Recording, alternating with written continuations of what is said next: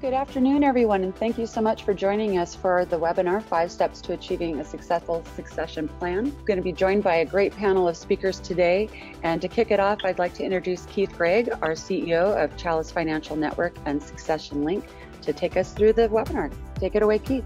Thank you very much, Kelly, and welcome everybody. We have a terrific group of folks, industry experts and quite candidly, icons with a great deal of experience and expertise that are really going to help you, step you through, how do you maximize the value of your business? How do you know what your business is really worth? Maximize the value with good financial reporting. There's nothing worse than trying to figure out, if somebody says, what's your business worth? And you tell them what you think it's worth and then not be able to support it. And we've got some expertise in the house that can actually help you do that and support it. Get your house in order so you can get the maximum value for your business. Our group of folks are folks that are going to help you with each and every one of these things. When I look at what your business is really worth, we get the likes of Jason Early, Chief Revenue Officer of Biz Equity, a brilliant mind that can show you with a great deal of certainty, not what my finger put in the air, well, the industry says. No, real time with real valuation experts, what's your business really worth so that you make sure you can get that. Damien Labasa will show you how do you actually maximize the value of your business with good financial reporting. Now, for those that don't know Damien, he's a former CFO for Dynasty Financial Partners. He is a brilliant financial expert that many of our folks have really tapped into his expertise about how do I leverage his fractional CFO for my firm when I can't afford a guy like Damien and his team. So we're going to be blessed to have Damien show you how do you really get your house in order, how do you get your financial affairs in order to maximize the value of your business, how do you find the right buyer, what does compatibility look like, pre-qualify your buyers. You'll hear from E.B. Walker, our Senior Vice President of Operations at Succession Link. We've taken painstaking efforts to help you find the right compatibility and give you access to capital to make a successful acquisition and grow your business. Negotiate the best terms. Let me tell you something. I know many of financial advisors are terrific at doing what they're doing, managing money, helping clients achieve their wants, needs, goals, and dreams. When it comes to buying and selling a business, it really requires an expert. And Mike Bellotta is all that and then some. So Mike Bellotta, the president of Gladstone Associates, is a guy you want in your corner. It's going to help you maximize the value of your business and help you negotiate to scale your business or sell your business. So the big question is, as we all know the statistics where the average age of the financial advisor today is in the mid to late 50s, actual age is, some of the range of 58, 59. So the question becomes, when would you like to retire? So I pose that question to all of you and ask you to go ahead and please take the poll and go ahead and select one of these options. We're going to be able to show you guys in real time what are people thinking out there in the marketplace in light of the environment we're in. So go ahead and please select one. Give it a little bit longer for people to go ahead and respond. Okay. So when you look at, when would you like to retire? 14% said they'd like to retire in the next 1 to 3 years. 21% said they'd like to retire in the next 5 years. 32% said they'd like to retire in the next 10 years. And yet again, 32% are not sure. I'll tell you that there's a lot to be thinking about. We've been talking about this great bull market since the financial crisis in 2007, 2008, 2009. But you know what? This bull market is getting tired. So you ask yourself, if you really believe that you practice what you preach, we've all told our clients, you buy low, you sell high. And if we're at the peak of the market, and for those of us that are in our 50s and the likes and thinking about retiring, by God, you ought to really take a hard look at, am I at that right time right now to get the maximum value for my business? Because this bull market's certainly getting tired. So think about that, internalize it. The challenge for us is an environment we're in today when the markets are great, we're complacent, things are good, we're playing more 3 or 4 days worth of golf versus time in the office. But that carousel comes to an end. At some point, you want to figure out, how do I get the maximum value for my business? That's what we need to start thinking about, and we're going to talk more about that later today. So think about the future. I'm going to tell you, the future is really actually very bright. We all know the market's very frothy. We all read about all the M&A activities going on. It's very, very active and aggressive in the marketplace right now. I referenced earlier the average age of advisors between 58 and 59. Number of people looking to monetize and retire is 1 in 3 today is looking to do that right now. Not unlike the transformation of baby boomer wealth from one generation to the next, Next, that's the same thing that's starting to take place within the advisory space. The elderly folk are looking to pass along to younger generation. If you look at the trends, there's no question the number of breakaways continues to increase. It's no longer a fad. It's the future. Okay. There's no way of keeping them in the house any longer. Advisors are sick and tired of somebody else, control of their future and keeping 60% of their revenue. It continues to increase year over year. Now we're starting to see a real shift. I mean, Evie will talk about and show you the statistics.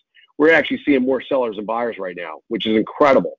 Today, the marketplace talks about more buyers than sellers.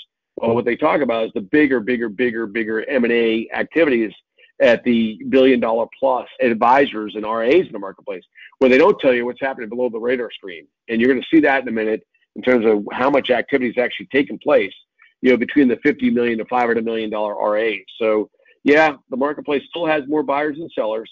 The last time I looked, if the average age is 58 to 59, in the next 10 years, what's going to happen is going to be a hell of a lot more sellers than there are buyers. The only thing that stops people from growing via acquisition is access to capital. Well, Chalice Advisor Exchange has terrific capital partners, the likes of Live Oak and Oak Street Funding and PFPC. We have a couple other really high-end lenders, and we actually provide lending capabilities and access to capital to the Chalice members, not unlike that of a credit union, or much like a credit union. So the other thing is that the Chalice Advisor Exchange, many of you are well aware that we acquired Succession Link last fall, and we have the largest digital marketplace of buyers and sellers in the industry by far. We not the big names that you hear about, the $2 billion, $3 billion, $4 billion. We've done some of those too, but we have the largest buyer and seller marketplace by far in the industry for people looking to buy, sell, merge, or succeed solutions on our platform. So it's my privilege and pleasure to introduce to you one of our strategic partners, certainly one of the industry icons relative to real business valuation and real enterprise value construct that is supported by the likes of business valuation experts, not people that play in a space, not that pretend to know what they know, but real company that does business valuation capabilities, the likes of a 409A and business valuation experts. So we couldn't be prouder or more pleased to be able to have not only Jason Early, Chief Revenue Officer for Biz Equity, but Biz Equity in total as our business valuation provider for the Chalice Advisor Exchange and the Chalice Financial Network. Jason, take it away from here, please. I appreciate it, Keith, and likewise, thanks for having us. And we too feel very fortunate to have you all as a partner. And so we at Biz Equity are narrowly focused on our mission, which is to democratize business valuation knowledge for the business owner. And so I'm thrilled to be with you all today and to be talking about the 5 steps for achieving a great succession plan. And look, we believe that having a great succession plan, right, it begins and ends with knowing the value of your business. And so, Kel, if you want to advance, I'm thrilled that we did that poll, right, and it proved true with even the sample size of the people that we have on the call, right? But a third of you to the number said that you were going to retire in the next 10 years, right? So we did a live poll and it held to the number. But what we know is most of you probably on the call and across the landscape are unsure about their succession plan. So you know that over the next decade you want to retire. To Keith's point, start playing more golf, but you want to capitalize on what you've built. You've poured your blood, your sweat, your tears into your business over the last several decades, and now it's your turn to capitalize on that. So what does that look like? And Kelly, if we go on, we all know about the shoemaker shoe dilemma, right? But I'm fearful that if you go again, Kel, it's going to be the planner's plan, right? If we're not careful as an industry, people are going to start to look at us and say, hey, look, you do a great job advising all your clients on moving to the next stage of their life, be it selling their business or retiring from their career. You do a great job of helping your clients map that out and plan for that. But, oh, shoot, we didn't look in the mirror and take care of our own house. And so we urge all of you, right, as a collective panel here, we urge all of you to start to think about what that looks like. And again, from a succession planning standpoint, it starts and ends with the value of the business. And so next slide, Kel, this doesn't look at RIAs or financials. I just have no idea what that means or what that looks like because I truly don't know the value. And then 40% of those business owners have no insurance, right? And half of those that do are underinsured because, again, they don't know the value. So it's impossible for them to properly protect that value for for their employees, for their business partners, and most importantly, their family. And so if we look at the next slide and think about why is it that only 2% of businesses value themselves? Well, when you think about valuation done traditionally, it's a broken value proposition, right? For me, the business owner, it's expensive, right? Typically 7,500 to 10,000, upwards of 50,000. It takes forever, typically 4 to 6 weeks. It's highly intrusive. It's offline. And so faced with that decision, business owners just opt not to know, right? Or they opt to do that finger in the air or back of the napkin guess. But it's not great for the valuation community either, right? Being that they have to charge so much because they have to spend so many man hours and really dig into the business and understand. They have to spend the money to acquire kind of the market comp data and things like that. And so it's broken both ways.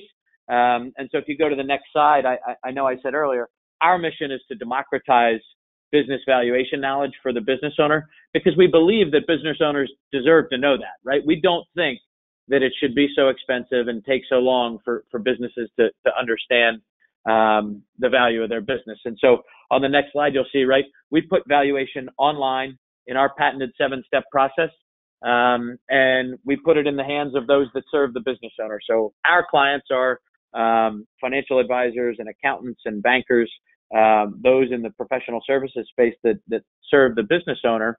But what we've done, knowing that so many of you in the RIA and financial advisory community are too thinking about that next step and capitalizing on what you've built. We've built this 8th step. And so if we look at the next slide, Kel, you're going to see when you start the 7 steps on our platform, and you click, obviously we cover over 900 industries, right? So obviously the industry is very important in terms of multiples and things like that. But when you pick investment advice, it generates a custom 8th step. And so you're looking at Chalice Financial's white labeled version of our platform here, and you'll see that custom 8th step.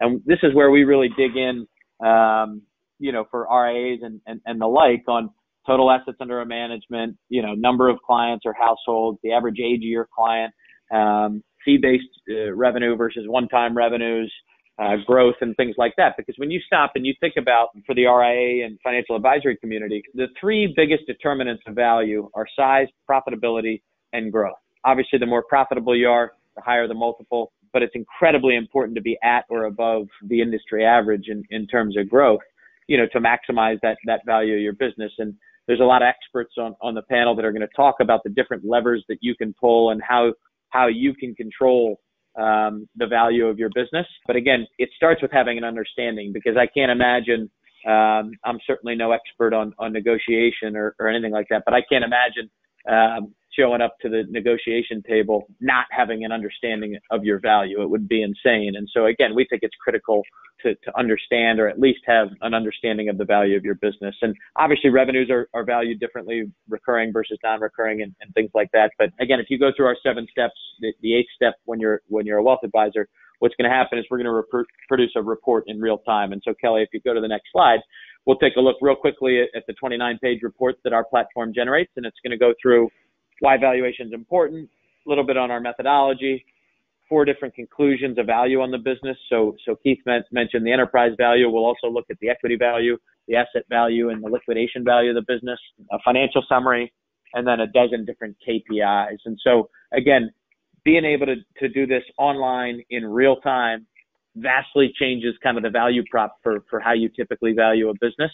And obviously, to our founding team's credit, right, the valuation engine works, right? So we've been vetted by dozens and dozens of wealth management and insurance company clients of ours, KPMG and the like. So as we kind of continue to think about this space, and if you go to the next slide, Kelly, 40% of RIAs, right, indicate that valuations are affecting their decisions today. DeVoe and Company said this in a wealthmanagement.com article very recently. And when you think about that, right, that's an incredible number, right? That not only do a third of you plan on retiring in the next year, 40% of you are considering so because, as Keith mentioned, the market is frothy. And so the next slide is a line that we love, which is people don't change when they see the light, right? They change when they feel the heat.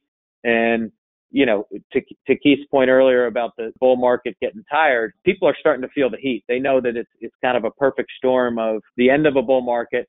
Valuations are really high. The average age of the advisor is really continues to creep up and up. And so people are feeling the heat. And so it's a great time right now to understand the value of the business, because the last slide I'll share here is once you understand your firm's value, you can start to impact that value. And the worst time to understand your value is when you're going to market to try and sell that business, right? You want to know long before that so that you can impact that value. And that's what I'm excited about over the next half an hour or so, is some of the other panelists that are going to talk about how you can impact the value of your firm. But again, it starts with knowing the value of your business. So with that, Keith, I'm going to wrap up my portion and, look forward to the next several panelists. Jason, thank you very much. Hey guys, let me just tell you, especially for all of our participants that are on this call, I've been in this business for 32 years, okay? And we spend a lot of time vetting our partners, understanding the value that they bring to the table. There are a lot of folks out there, and many of you know a lot of the old incumbents. What I love about Biz Equity is that they do a thorough job with business valuation experts, and they put it to you straight.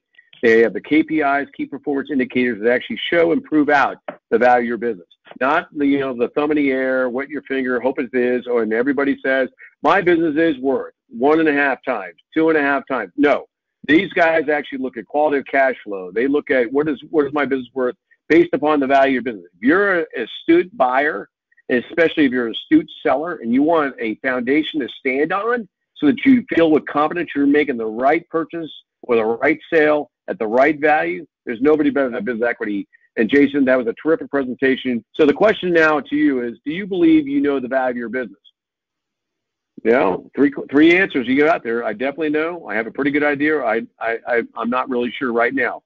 Kel, what are the responses? Well, interesting, right? Only 14% I definitely know. 39% I have a pretty good idea. And, we got 46% I'm not really sure right now. So to Jason's point, you know what? How about figuring that out now? Not wait till the event happens. Understand what it is today so that you have a good solid footing to go forward on. So with that, let's move on. You heard me rave earlier about, an industry icon. For those that know, it's kind of like I feel like I'm doing the BDO commercial. For those that know BDO, right? So for those that know Damien Labasso, you're getting top-notch CFO financial expertise that is really accessible to the retail advisor or the retail client. So we're blessed to introduce you to Damien Labasso, founder and CEO for Compass CFO Solutions. He's now going to take you through how do you maximize the value with good financial reporting. So Damien, turn it over to you, my friend. Keith, thank you so much for that introduction. And Jason, thank you so much for the lead in to this conversation. And thank you everyone for joining the conference today. As Keith mentioned, my name is Damien Labasso, and I am the CEO and founder of Compass CFO Solutions, which is an outsourced CFO accounting and bookkeeping firm that works exclusively with RIAs and independent wealth managers. So from a technical perspective, we've chosen to focus exclusively on this industry to be able to really understand the ins and outs and be able to guide our clients and the partners within, on best practices from a more holistic and honed in approach as opposed to a very macro approach. Jason made a lot of really interesting points, and some of which I want to touch on, because as I continue to work with more and more advisors and of all sizes, both small and large, one of the things that's becoming more and more apparent is that everyone, and I think it's a function of the environment that we're in today, is very focused and hyper-focused on understanding the value of their firm, whether it's just because it's the in vogue topic today or because the market is so ripe that people are actually looking to make those moves. But in the conversations that we're having and in the context of diving deeper into their numbers, what we're realizing more and more is that people are trying to run before they're actually walking. And, on the screen right now, and I don't want to take people back to Accounting 101, so far in what's probably thousands of conversations now, less than 50% of advisors that I speak to even have a viable set of financial statements available and regularly updated. So this concept of wanting mobility, this concept of seeking partners with everyone on this panel today and through obviously the Chalice Network, those are all amazing steps to take. But the first step in reality is, how is my business actually being run? Am I actually even running a profitable enterprise that's going to be attractive to a potential buyer? Or if I'm selling, is the person going to be savvy enough to want to understand the viability of our business and the sustainability of our business so that they have a viable path forward if they were to merge into us? Kelly, the next slide would be great. So when we think about who needs these clean financials and why they're so important, it's not always just the firm that's the seller that's looking to be acquired. The buyer themselves, actually, it's just as critical for them to have clean financials and to understand their business for a few reasons. One, can I actually afford, to start acquiring producers or smaller firms? What can I actually pay them? It doesn't take long in today's environment to realize that there's no single mold for how these acquisitions and how these processes work. There's loan options available. There's equity options. There's various payout grids. There's 100 different ways you can cut it. But understanding what options are available to you is really the first step. And then as you continue to think through the succession of what acquisitions do to your firm, you need to be able to understand the economic aspect of, what is adding these advisors going to do to my bottom line? Everyone thinks that immediately if they're bringing on a profitable producer, it's going to result in, profitability for themselves. But in reality, that's not always the case. There's a ton of factors that need to go in, understanding the various forms of systems, understanding, what costs need to be incurred by the buyer, what costs are going to be incurred by the seller. It causes a lot of people to take pause because everyone becomes very hyper-focused on the books of the seller, which, is just as important, and we're going to talk to in a second. But understanding both ends of the equation is incredibly important as we think through this. And then from the seller's perspective, understanding what my value is, and Jason brought it up, 98% of firms don't understand what their value is. It causes firms to take pause. You have to say why, how can I achieve that goal? How can I achieve understanding what my value is? And it starts with clean financial records. It starts with good policies, good books and records, and then heading down the list, what is the actual epoch of my firm? There's this concept in the industry of these very popular back of the napkin approaches, right?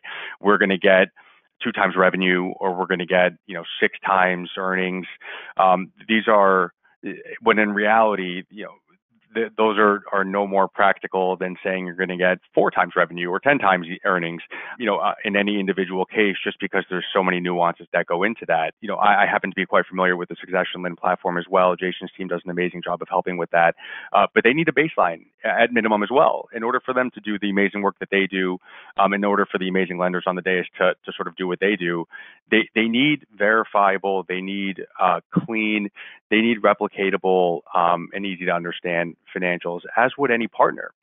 The conversations around succession, the conversations around acquisitions that start at the partner level can't happen if there's not information available for partners to act on. My firm and those that are on the panel today, the goal really is to just put partners and everyone on the phone listening in a position where, at minimum, they have the actionable information in front of them to be able to start thinking strategically. Because at the end of the day, it's important to at least understand the context of the conversations, and then you can start diving deeper and understanding the options that are available. Kelly, next slide, please.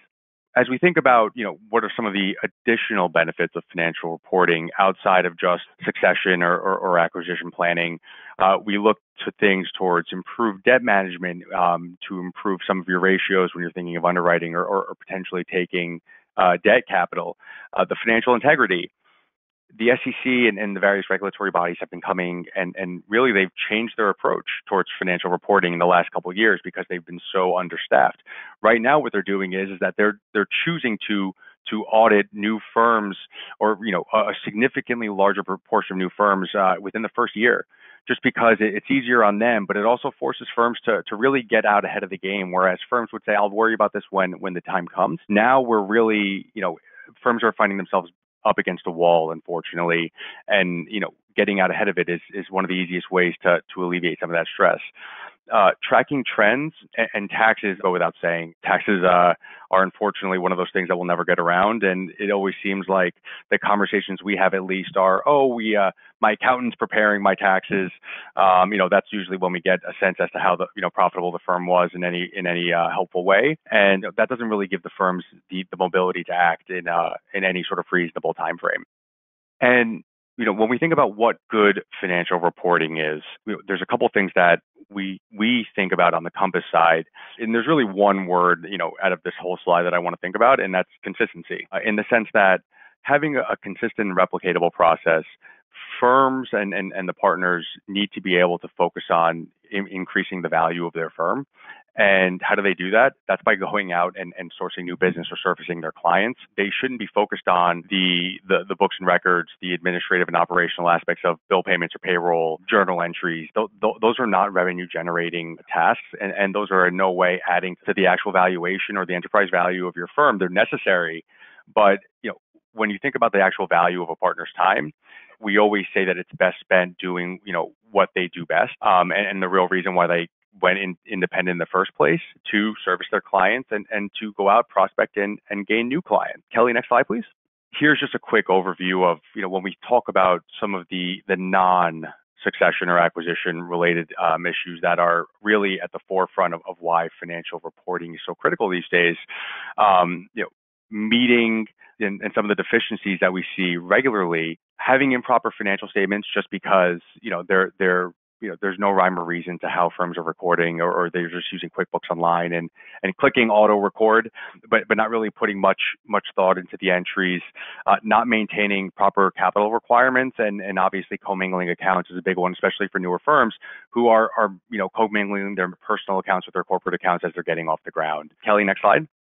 And just the normal fluff as I wrap up, nothing that we haven't covered already. But when we think about the ways that we typically work with firms, it's not just on the financial statement preparation and the operational stuff. We're coordinating with Keith and Jason and the various individuals on the panel to help firms think strategically with the financial modeling, with the budgeting, with the forecasting, really that more in-depth high finance work, in addition to the actual underlying accounting. It just is one additional tool in our client's belt that they have when they start having these meaningful conversations, with potential acquirers or acquirees, regardless of which side of the table they're sitting on. And so with that, Kelly, I think the last couple slides are just additional fluff. So please feel free to flow through to the next presenter. And Keith, I'll kick it back to you. Thank you very much, Damien. Hey guys, look, yet again, this is a really, really perfect example. We're trying to deliver here at Chalice is not only the best and the brightest, by far the best in the industry, but bringing you institutional quality products, service, and support, the likes that are really accessible at affordable pricing to our membership in the retail, community. There are a couple things that really stood out to me relative to what Damien said. One of the things that he said very quickly, Damien and his team can share with you, what is the cost of acquisition per customer? Or what is the cost of acquisition per client? Or cost of acquisition per advisor or advisory team? What is your CAC?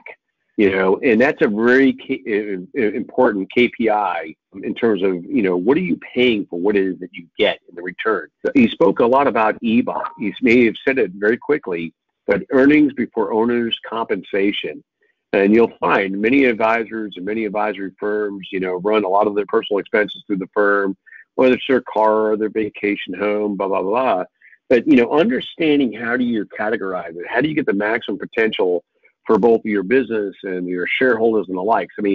This is, stuff that, the bigger firms really hang their hat on is their value proposition, that they can bring you the financial expertise, the likes of Damien Labasso and Compass CFO, be able to have access to Damien and his team. We like to say it's priceless. We're blessed to have Damien as a partner. He's given great discounts to the Chalice members. To be able to have access to Damien and his team as a fractional CFO, to get your books and records right and tight, be able to prepare your business for the maximum value, and be able to sell your business, it's a godsend. So Damien, well done. Thank you very much. Kelly, go to the next slide, please. So with that, whether you're a buyer, whether you're a seller, Many of folks up until recently have always wondered, how do I find them? How do I get in the mix of figuring out how do I do this, or how do I sell my business? And historically, it's all been left to happen and happenstance. Okay, I go to the Schwab conference, I go to the LPL conference, I network my colleagues, and I have a conversation. And for those 10 years, it's all been about networking, this and that. And before we introduce you to Mike Bilotta, and you meet a competent, capable, professional investment banker that does this for a living, there was really no place to go. Well, 4.5 years ago, there was an organization, a company called Succession Link that said, let's create the equivalent of Match.com. Let's match a buyer with that of a seller, and let's go bring this digital marketplace together for people that are interested in buying or interested in selling.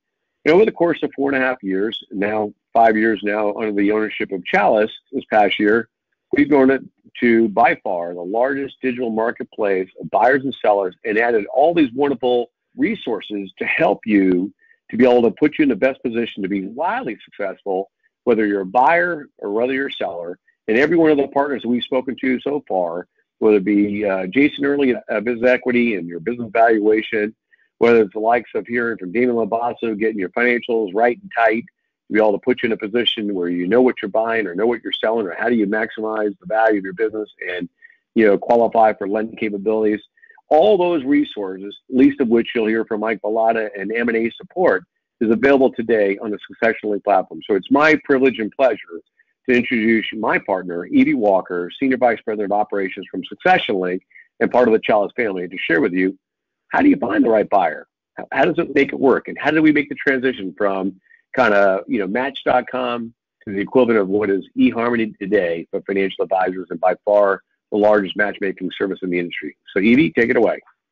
Thank you, Keith, and hello everyone who's joining us today on this webinar.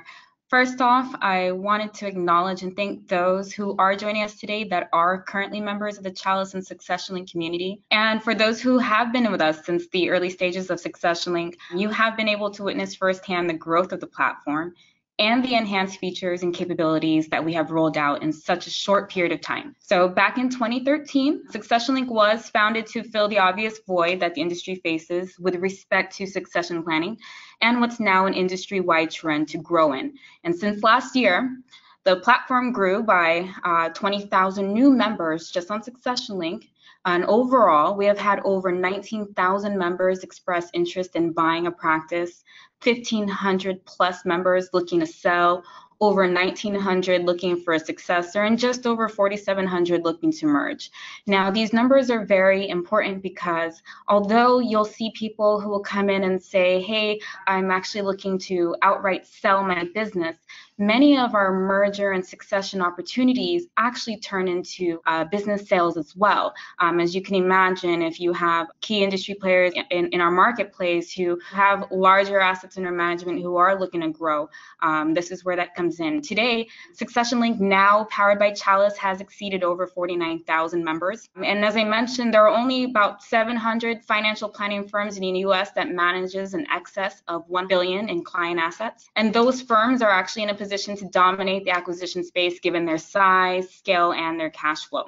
However, there is a significant underserved market that could and should be benefiting from social communities such as Chalice and Succession Link. Being in the space where we bring buyers and sellers together, I believe we do bring some experience to the table of what we've been seeing happening within our marketplace, allowing us to share with you some tips on how to find the right buyer based on the feedback that we receive from industry experts and our community members who have taken this journey already. So when focusing on how to find the best, most compatible buyer, it is safe to say for the most part, it's purely subjective based on the individual needs of the seller. Now, factors such as price, compatibility, location, your work ethic, common values, those are all some of the considerations that make this task seem very daunting to many financial professionals that are beginning the process of selling their business. Now, when positioning your firm for sale, there are some things that you would need to take into consideration. Just as no two financial plans are the same, there are no two financial practices are the same as well. And by having a deep understanding of what you would like to achieve, it is more likely that you will obtain what you would want. So developing your priorities, begin with asking yourself some of the following questions. Are you retiring, or do you desire to make a fundamental career change? Is there a medical or personal reason to consider completely exiting the practice? If so, is your goal maybe to sell your practice outright to the highest bidder? Or are you seeking to remain with your practice as a post-sale employee or a consultant? Or what client service concerns do you have? Once you've taken the actual time to consider your goals and your objectives, you have to actually take time to visualize what your quote-unquote ideal buyer for your practice looks like. And this will help you to kind of formulate the idea of exactly who's going to actually take over your business and who do you plan on putting in a form of a succession plan. A lot of advisors consider their clients to be friends, and the concern for their clients' well-being is actually of a top priority. So many times, maximizing the profit on the sale comes further down the list of concerns, whereas when you're creating an ideal buyer profile, this is going to allow you to prioritize what is the most important to you, creating your succession plan, and it's going to make it easier to identify the ideal candidate and structure a better deal. So you should consider the following questions when constructing your ideal buyer profile. Does your prospective buyer share your commitment to servicing your clients? Or does a prospective buyer practice in the same way that you do? Are they fee-based? Are they in comprehensive planning? Does your prospective buyer share the same work ethic? Or are they able to handle your increased client load once they acquire you? Once you've developed your goals and objectives and identified your ideal buyer profile, then the final step is to identify a pool of candidates. Now, there are many options available to you in this stage. If you can go to the next slide, Kelly.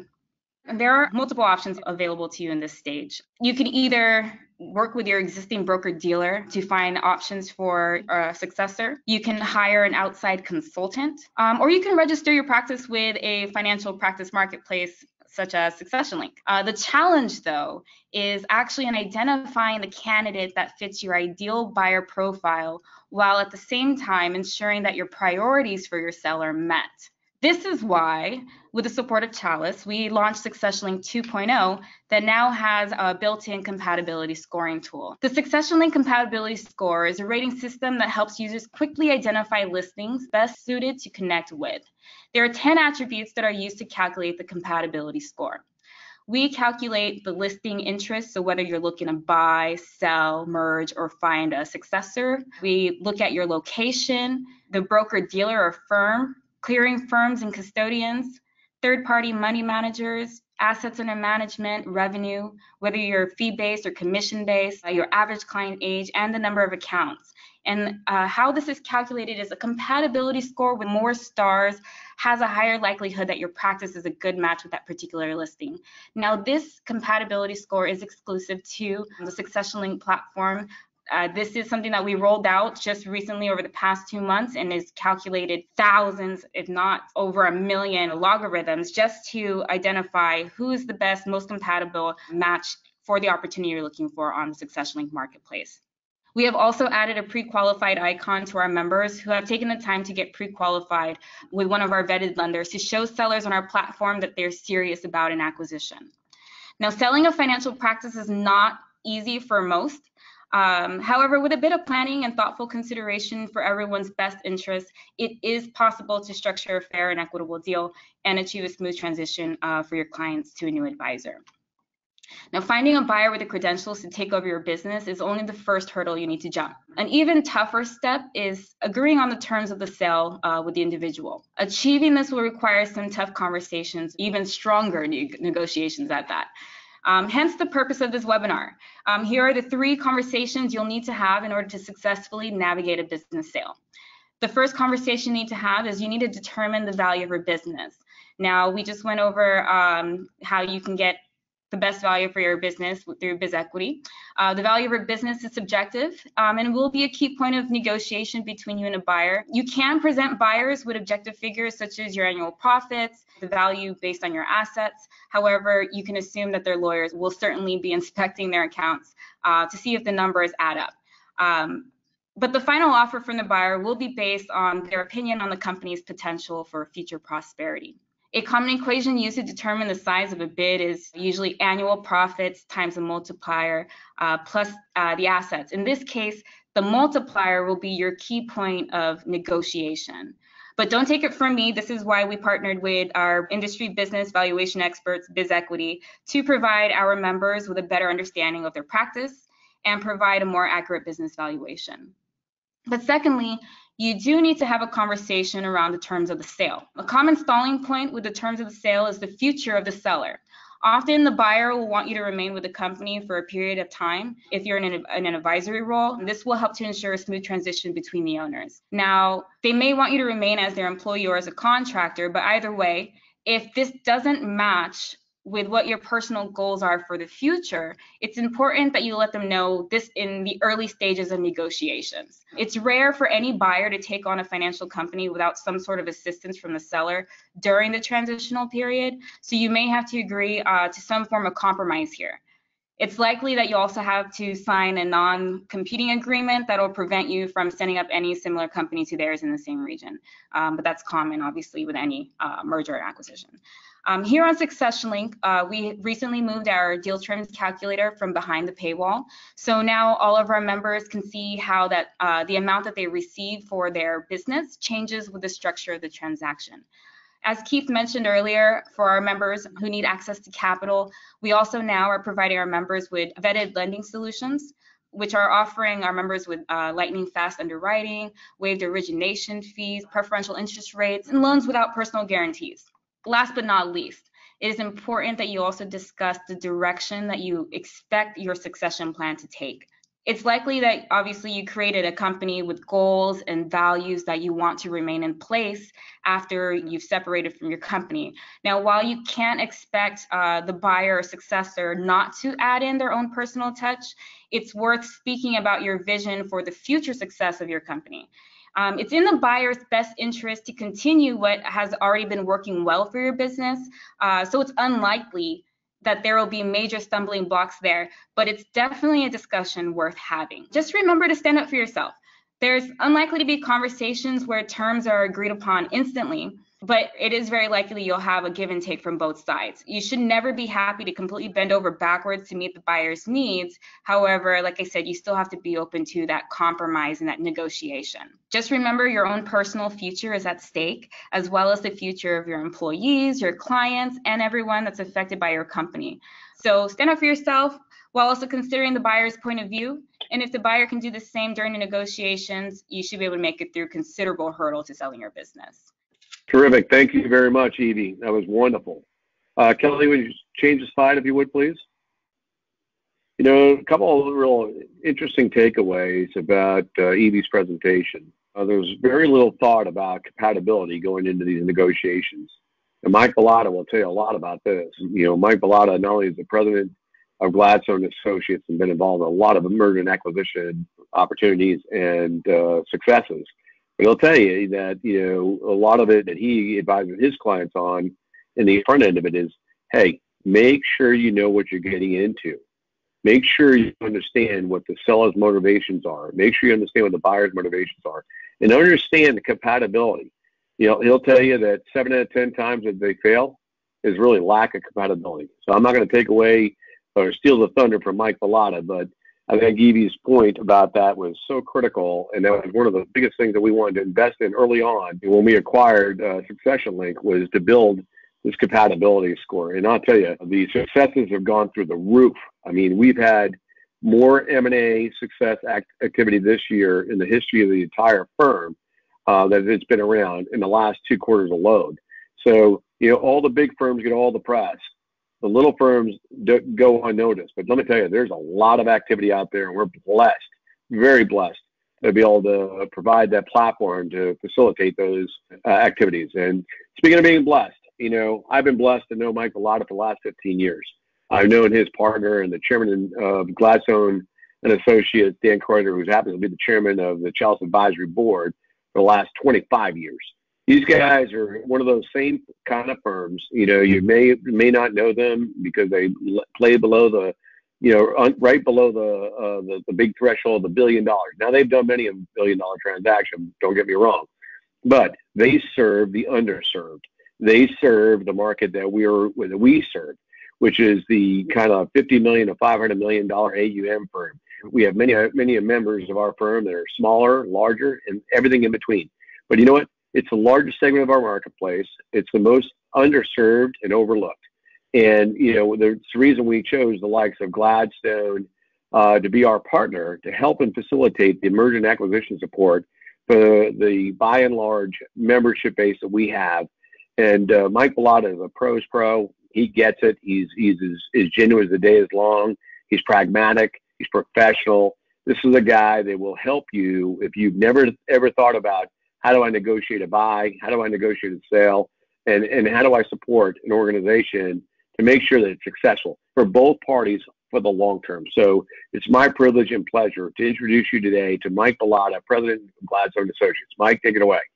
Thank you for the kind words, Keith. Very, very appreciative. And thanks for having us to today's webinar. Yeah, I'm glad to be on the panel with Jason, Damian, and Evie, very sharp folks. And today I'm here to talk about negotiation. Keith, you touched on a couple of the areas. Evie talked about compatibility, and that's really it. There's a lot of softer issues in this stage of the process. And if there's one thing to remember from today's preparation is that negotiation starts with preparation. I'll say it again, negotiation starts with preparation. And so everyone knows the better prepared we are for anything really, the greater the likelihood of success. And when it comes to M&A in our space, it's exactly the same, but far too often, many of us do not take this advice. And looking at our industry, it's a relationship-based industry. Most of you viewing the webinar work with clients. You help your clients get from point A to point B. And you can only successfully achieve this by understanding what makes them tick. What's most important to them? What keeps them up at night? What are they solving for? What do they want their legacy to be? So it's your job to listen, to process, and to understand in order to offer solutions to help them achieve their goals. It's not different in M&A. Successful acquirers have a story to tell. Successful negotiators have a story to tell. One that paints a picture of why someone would sell their firm to them. Good stories help people understand. Good stories make people want to belong to something greater. Look at those. Look at some of those shots on the slide. Ronald Reagan, one of the best. Johnny Cash, great storyteller in his own right. Our very own Keith Gregg, all influential storytellers. So at this stage, you're really laying the groundwork for your negotiation. Whether it's a field of dreams, world domination, a story is the beginning of a selling process. But I think when you're talking about building the relationship, you're starting the basis of negotiation. It's way too premature at this stage to talk about economics. But be prepared with the basis of valuation and structure because it is a critical piece after all. And I'm not talking about a simple 2x revenue valuation and a 3-year earnout. Know what drives value. Strong cash flow, solid growth, multi-generational clients. When it comes to valuation, you also need to have a defensible rationale, not just a number that's next to arbitrary. The early stages of relationship with a seller are opportunities to learn about them. This is a relationship business. Remember that. Get comfortable with them. Build a level of trust with them. The more you know about a seller's situation, personal and business, the better equipped it will be when it comes to presenting a solution to their situation. And that is a natural segue to the economics piece. So in a way, you already started negotiating. You know what matters most, and you know where to spend time and effort. So when you're talking with a seller, be prepared to answer questions that a seller may have. Anticipate what you're going to encounter. Will I receive a salary? Do I have to terminate anyone? What is the time frame for a close? What happens to my firm name? Be prepared to have these discussions since sellers are subconsciously looking for ways not to sell their business. And remember, very key ingredient, they've never done this before, so they don't have a foundation of timing, what to ask, or how to act. So if you don't have an answer or appear unprepared, you're losing credibility. You're losing credibility pretty quickly. So this is why roll-up firms are so successful. They have valuation framework. They have a well-defined process. They know what exactly they're looking for, and probably most important, they know when to say no. So talking about a potential business combination, it is critical to collaborate with a seller. After you've done an exceptional job conveying your firm's story, include the seller in the next chapter of that story.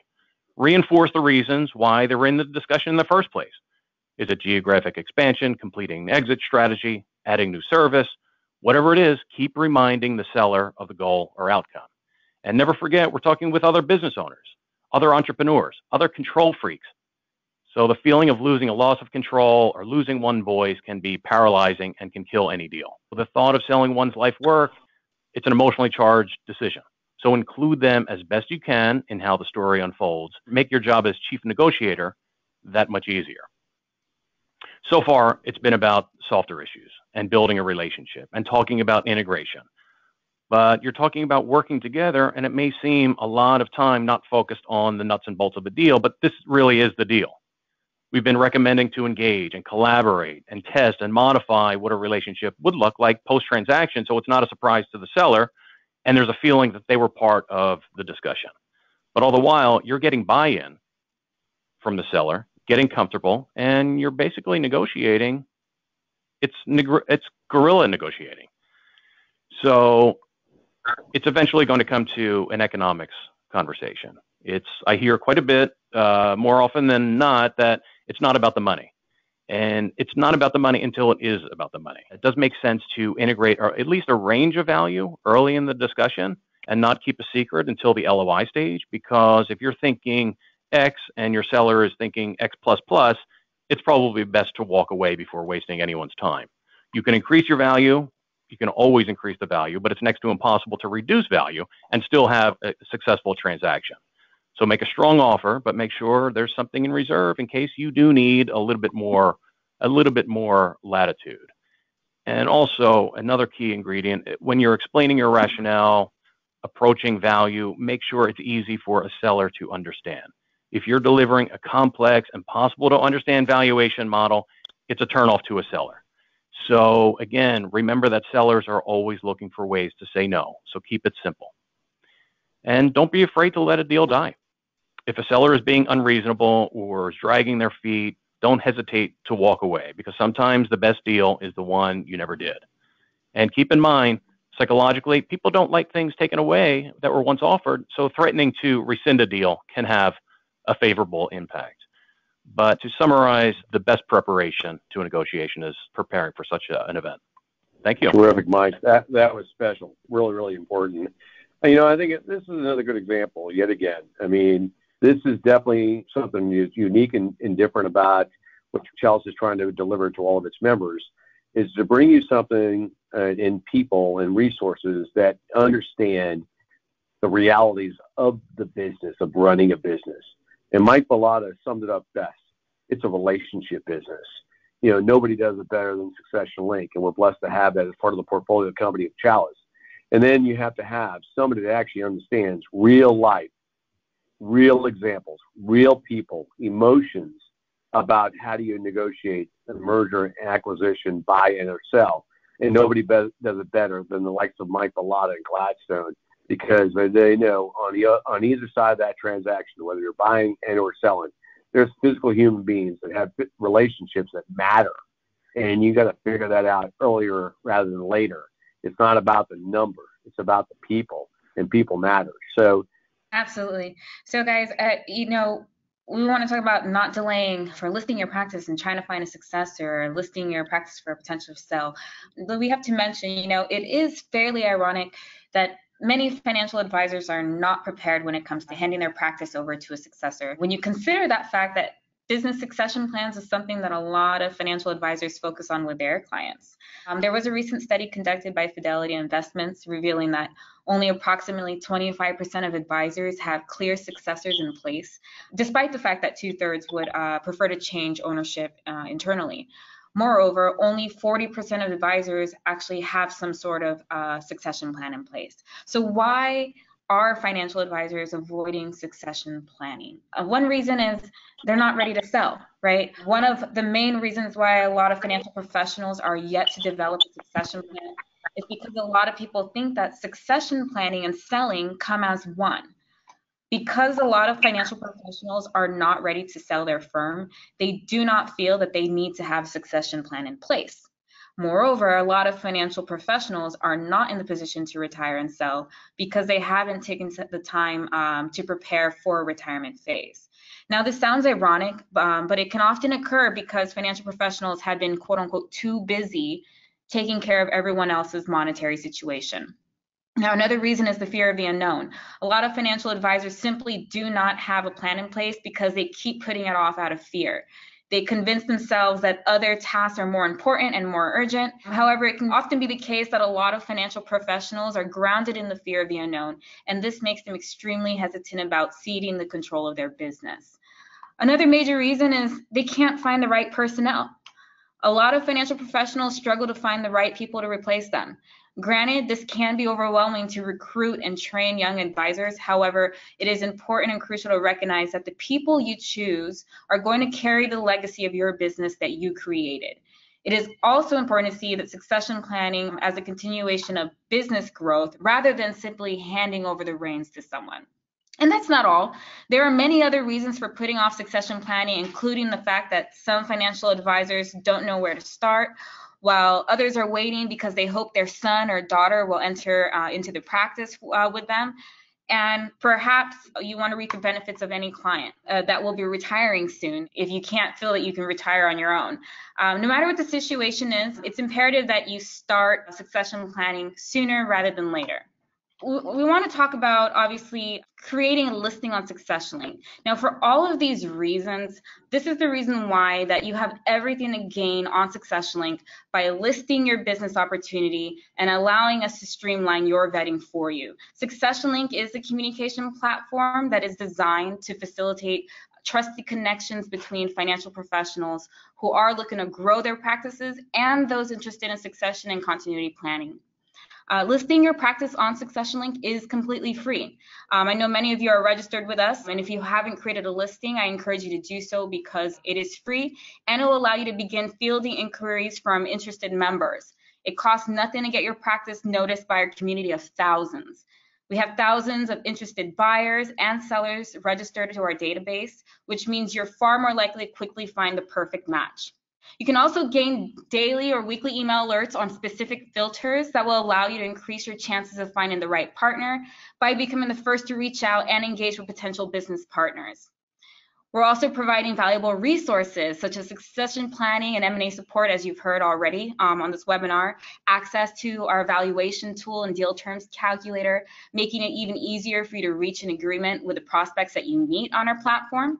And if you do find a partner to help you meet your future goals, SuccessionLink does not take any part of your deal. There is no need to reveal your identity and the identity of your business until you're ready to do so. So there really is no risk to you, where you have everything to gain and nothing to lose by finding out what your options are. Again, I would like to say thank you to our partners who were able to join us on today's webinar, allowing us to continue to provide you with valuable resources and tools. I would like to announce that there will be a recording of this webinar that will be dispersed to all of our attendees as well. If you are currently not registered with us, you can register at successionlink.com/join. And for those who are registered, look out for a very special promotional code in the recap email and take advantage of our new top-tier Chalice subscription. Thank you all for being a part of the Chalice and SuccessionLink community. If you have any questions, comments, or concerns, you can email us at support@successionlink.com or support@chalicefn.com. Or you can schedule a call with us by logging into the website and clicking directly in the chat box. Thanks again, and we'd like to catch you again in our community.